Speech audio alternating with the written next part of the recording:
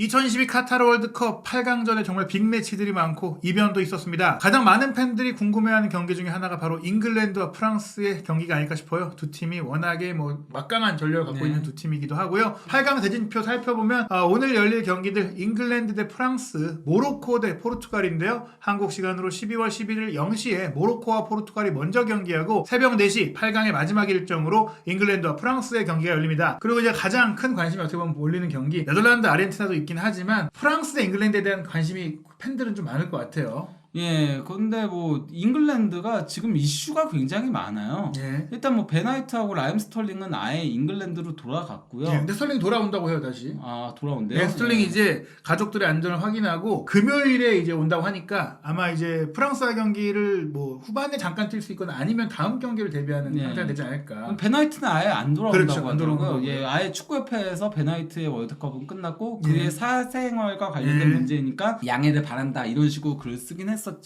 예, 그리고 이제 스톤스하고 칼럼니슨이 좀 경미한 부상을 당해서 출전 여부가 약간 좀 불투명하더라고요. 그래서 만약에 스톤스가 나오지 못하게 된다면은 백스리로 전환할 가능성도 있다라는 얘기들이 나오고 있어요. 네, 다이어를 그냥 쓸 수는 없으니까. 네, 그렇죠. 네, 다이어가 나오는 순간 그냥 컵백으로 다이어면 경기를 말아. 다이어 메가이어?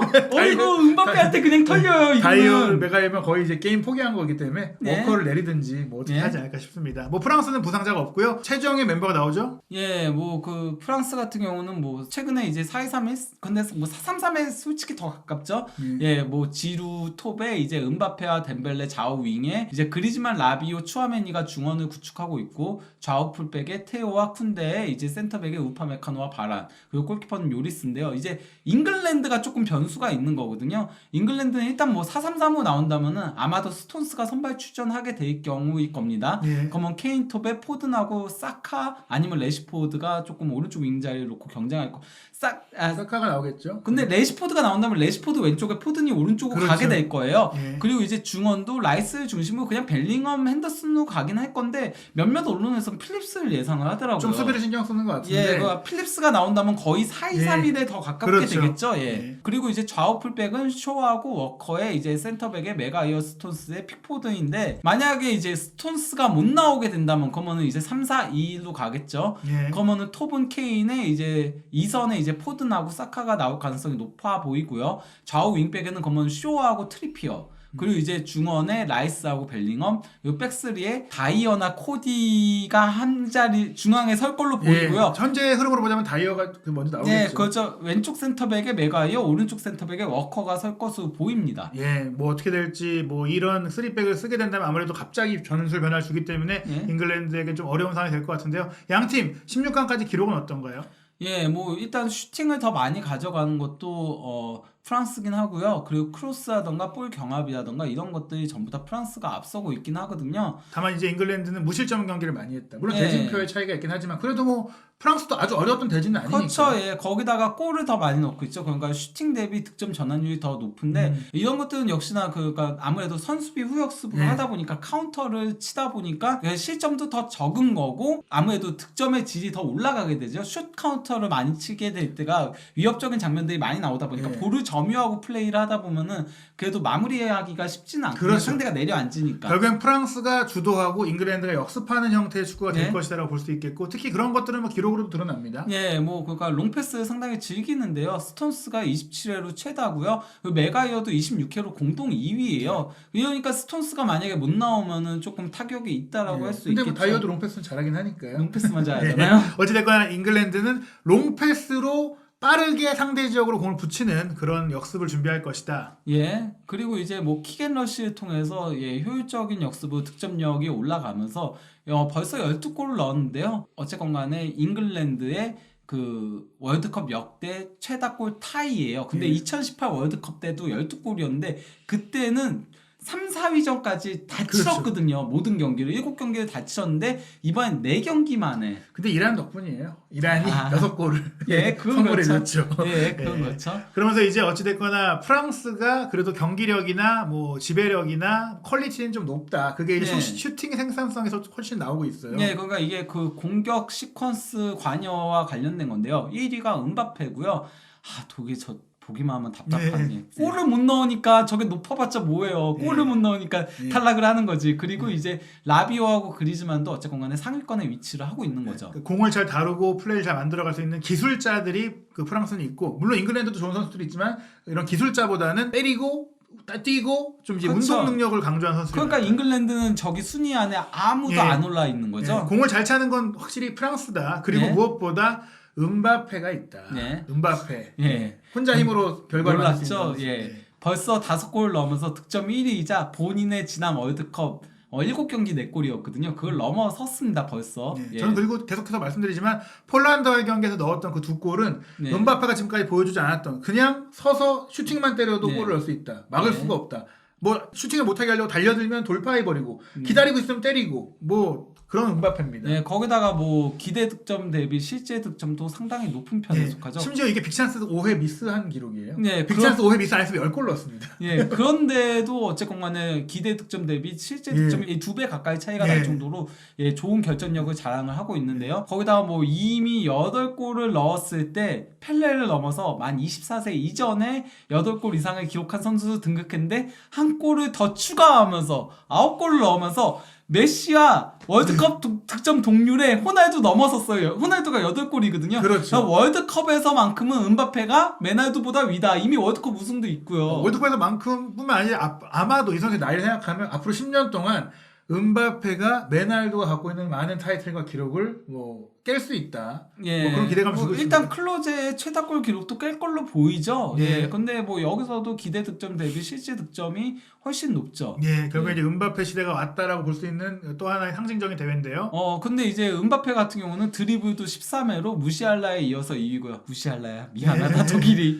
그리고 이제 상대 박스 안에서의 볼 터치도 46개로 독보적인 일이에요. 모든 공격 지표에서 음바페가 그냥 다 상위권이니까 종합해 보면 음바페가 현재 이번 대회 최고의 공격수다. 거기다가 뭐 음바페가 심지어 이거는 이제 골에 관여한 거거든요. 골에 관여한 것도 8회로 가장 많고요. 그러니까 5골 2도움인데 거기에 관여도까지 하나 더 추가된다. 빌드업이 하나가 더 있는 거죠. 거기다가 음바페와 덴벨레의 호흡이 굉장히 좋거든요. 그래서 둘이 이제 슈팅을 합작한 게 8개로 이것도 최다인데 또 2위도 음바페와 그리즈만이에요. 이게 음바페가 그 과거에 파리 생제르맹에 덴벨레 사달라고 한 이유가 있었는데. 그러니까요. 덴벨레를 네이마르 보내고 덴벨레 사줘라. 둘이 그러니까 쿵짝이 잘 맞는 그렇죠. 거예요. 어렸을부터. 그리고 이제 그리즈만의 활약상도 당연히 주목해야 되는데요. 그리즈만이 일단 찬스 메이킹 15회로 1위거든요. 최다인데요. 이게 심지어 프랑스 역대 그 단일 월드컵 최다예요. 2위가 2006년 그 리베리가 신성으로 떠올랐을 때 14회인 거고, 이제 벤제마가 2014년에 13회. 역시 연계형 공격수죠. 그렇죠. 그리고 또 이제 기대 도움도 2.7개로 1위예요. 사실은 이제 지금 현재 그리즈만의 도움 기록은 1개지만 3개 정도는 나왔어야 됐다. 그러니까 그리즈만이 어떻게 보면 이제 전화위복, 포그바가 안 나오니까 그리즈만이 프랑스의 새로운 플레이메이커로 자리 잡았다. 저런 거 볼 때마다 독일 짜증난다니까요. 기대 도움 넣는 건 뭐예요? 공격수들이 골을 못 넣는데 키미가 3위고. 그리고 이제 프랑스와 독일의 차이는 이제 음바페의 유무였다. 근데 이제 그리즈만이 단순히 그러니까 공격만 하는 게 아니고요. 수비도 상당히 잘해주고 있거든요. 이게 그 볼 리커버리가 그리즈만이 18회로 무시알라 19회. 진짜 무시알라 고생 너무 많이 해. 음바페와 그리즈만을 기원할 만한 활약을 했습니다. 원래 그러니까 올라갔으면은 무시알라가 떡상하는 거였는데 그렇죠. 불쌍하죠. 어쨌건 간에 두 번째로 그 많이 기록을 하고 있고요. 거기다가 이제 태클도 7회 시도해가지고 5회 성공할 정도 굉장히 높은 수치를 자랑하고 사실 있는데요. 그리즈만 시메오네 감독한테 조련받으면서 전방 수비력은 이미 단련이 됐어요. 솔직히 그 시메오네가 그리즈만 때문에 눈이 너무 높아져가지고 펠릭스를 잘 못 쓰는 겁니다. 그렇죠. 펠릭스는 그렇게 쓰면 안 되는데 그리즈만이 아닌데 어쨌건 간에 여기 보면은 수비 쪽에서 상당히 많은 수비적인 액션들을 했죠. 이게 그러니까 이 선수가 예전에는 우리가 아는 그리즈만은 앞에서 부딪혀주는, 그래서 수비를 굉장히 헌신적으로 하는 선수였는데 수비에서도 이런 모습들을 보여주고 있다는 게 굉장히 고무적인 부분이라고 할 수 있는 거죠. 그리즈만은 그냥 축구를 잘하는 축구 천재였다라는 게 드러났고요. 그리고 또 이제 다크호스는 올리비에 지루인 건데요. 뭐 지루가 일단 뭐 52골로 앙리를 넘어섰죠. 그래서 프랑스 역대 최다골 득점자로 등극을 했고요. 예, 그리고 또 이제 이거는 이 기록을 세웠을 때는 2위였거든요. 그래서 토너먼트 득점 기록이 로저 밀러가 만 38세 34일에 이어서 만 36세 65일로 2위를 기록했는데 페페가 올라가면서 이제 3위로 내려가게 됐죠. 어찌됐거나 지루도 나이를 잊은 활약, 오히려 농민의 활약을 펼치면서 벤제마가 부상으로 빠졌지만 그 공백을 잘 메워주고 있기 때문에 프랑스의 공격은 지루의 연계, 음바페의 폭발력, 덴벨레의 돌파력이 시너지를 내고 거기다 그리즈만까지 패스하면서 어떻게 보면 이번 월드컵 최고 수준 아닙니까? 도리어 그 벤제마보다도 더 음바페와의 그 역할 분담은 더 잘 되는 모습이죠. 그래서 음바페가 아예 그냥 물론 그거는 벤제마를 저격해서 한 얘기가 아니고 본인의 이제 파리 생제르맹에서의 역할을 가지고 이제 얘기한 거지만은 나는 지루 같은 선수가 있어야지 잘한다. 근데 아니 벤제마 같은 선수가 있어야지 잘한다라고 얘기하지 않고 지루 같은 선수가 있어야지 잘한다라고 얘기한 거거든요. 그거는 본인도 지루랑 뛸 때 가장 편하다라고 느낀다는 거죠. 그렇죠. 지루라는 선수가 확실히 동료를 살려줄 수 있습니다. 네. 반면 이제 잉글랜드에서 주목할 선수는 당연히 케인이죠. 일단 뭐 케인도 유로하고 월드컵에서 총 11골을 넣으면서 리네커 진짜 리네커가 어쨌건 간에 메이저 대회에서는 잉글랜드 선수들 중에서 가장 활약상이 좋았던 선수였는데 리네커를 넘어서 최다 득점자로 등극을 했고요. 무엇보다도 그 일단 도움 1위고요. 그리고 또 이제 기대 도움도 2위고요. 전체. 그리고 또 이제 오픈 플레이에서의 기대 도움도 잉글랜드에서 1위고요. 이 선수가 그러니까 플레이메이커 역할을 얼마나 톡톡히 잘하고 있는지를 보여주는 건데요. 특히 이게 이제 파이널 서드로의 이제 패스인 거거든요. 근데 이 패스들이 거의 예술이죠. 정말 기가 막히게 쫙 대지를 갈라주더라고요. 그래서 이제 박스 안으로 패스를 넣어준 것도 4개나 되잖아요. 이 위치를 봐도 케인이 그 9번 자리가 아니라 10번 자리로 내려와서 플레이하는 거였네요. 아무래도 성공률은 떨어지지만 그만큼 도전적인 패스들을 많이 하면서 그러면서 팀 역습에 있어서의 기점 역할을 톡톡히 하고 있다는 건데요. 케인의 볼터치 비율 이것만 봐도 그냥 전 지역에 다 걸쳐 있어요. 결국에 케인 선수가 전천후 플레이어로서 9번 스트라이커라는 역할은 이제 4년 전의 얘기고 이제는 토트넘 시절 무리뉴 감독, 콘테 감독 거치면서 확실하게 9.5번의 롤모델이 됐다. 도리어 공격 진영보다 수비 진영에서 더 볼터치 비율이 높아요. 어떻게 보면 9.5번이 아니라 그냥 10번이 된 것 같은 느낌도 있어요. 가짜. 아니 저는 8번, 6번 뭐 이제 거의 8번, 6번까지 내려왔다. 미드필드다. 근데 또 여기에 또 좋은 파트너가 있습니다. 젊은 선수 벨링엄. 주드 벨링엄이 일단 지난 그 16강전에도 선발 출전하면서 만 19세 158일에 토너먼트 선발 출전했는데 월드컵 토너먼트 잉글랜드 역사상 마이클 오원에 이어서 두 번째 해당을 하는 거고요. 거기다가 이제 그 만 19세 158일에 도움을 올리면서 잉글랜드 역사상 최연소 도움 기록자로도 등극을 했습니다. 그러면서 이제 이 선수도 케인과 더불어 어떻게 보면 미드필드 플레이를 화려하게 구사해주고 있어요.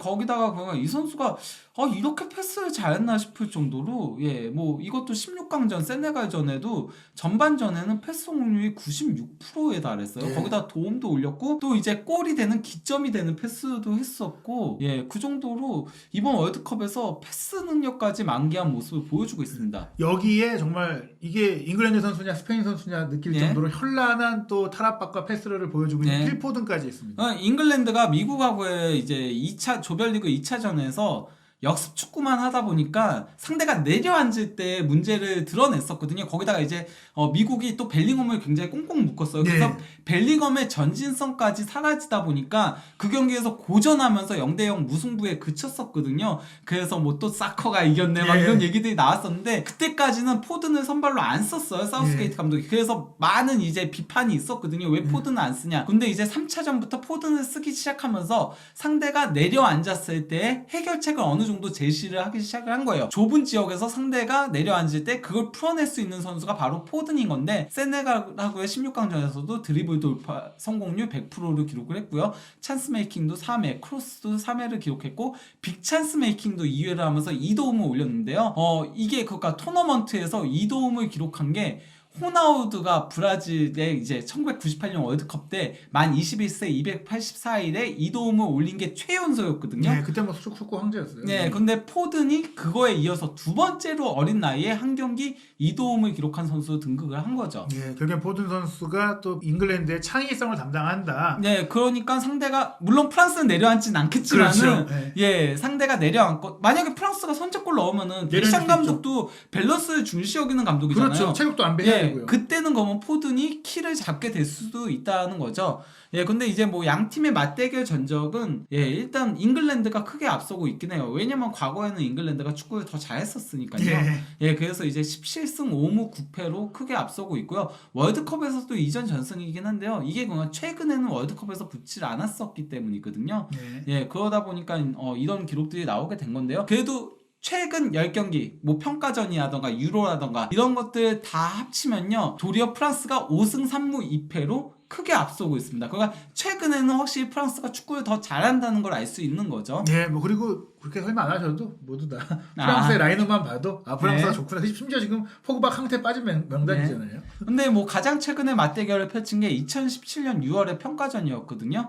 그때도 프랑스가 3대2로 승리를 했습니다. 근데 케인이 멀티골을 넣긴 했었지만요, 덴벨레의 골을 이때는 음바페가 도왔어요. 결국에는 그때 활약했던 선수들 중에 또 핵심 선수들이 꽤 있기 때문에 어찌됐거나 흥미로운 대결 될 것 같은데, 배당률을 보면 잉글랜드 승리가 이제 3.15배, 무승부 3.35배, 프랑스 2.54배니까 사실 요 정도 배당이면 어떤 결과가 나와도 이상하지 않다는 거예요. 프랑스가 좀 유리하지만. 그렇죠. 가장 팽팽한 배당이 나온 경기라고 할 수 있죠. 그 정도로 잉글랜드와 프랑스가 상당히 접전을 이룰 것이라고 보고 있는 건데요. 뭐 저 역시도 그렇게 보고 있긴 합니다. 그리고 케인 관련된 게 좀 많죠.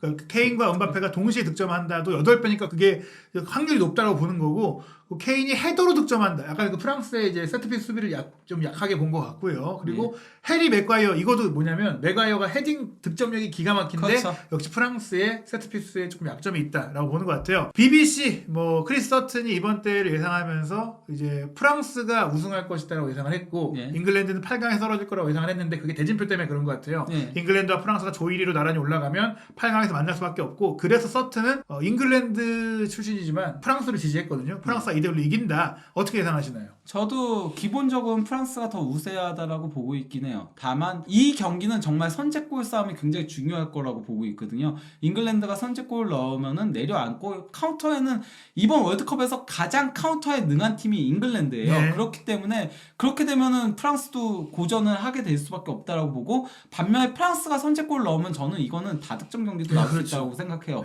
왜냐면은 메가이어 같은 느린 선수로 라인을 올리게 되면은 잉글랜드한테는 재앙입니다. 음바페가 날뛸 거거든요. 게다가 스톤스가 좋은 선수지만 스톤스도 마찬가지로 역습으로 내려올 때 그렇게 뭐 빠르게 내려와서 커버하는 데 있어서는 좀 고전할 수가 있고, 워커 정도가 좀 해줘야 되는데 워커가 그래도 걱정했던 것보다는 괜찮아졌지만 여전히 최고의 컨디션은 아니기 때문에. 다만 그리고 이제 스톤스가 선발로 나오지 못한다면 그냥 프랑스 승리로 걸겠습니다. 그리고 생각보다 시시하게 될 수도 있다고 봐요. 결국에 이제 포르투갈은 무난히 올라가고 잉글랜드와 프랑스는 어떻게 될지 모른다. 중요한 것 같은데요. 과연 어떤 결과가 나올지 경기 지켜보고 분석으로 돌아오겠습니다.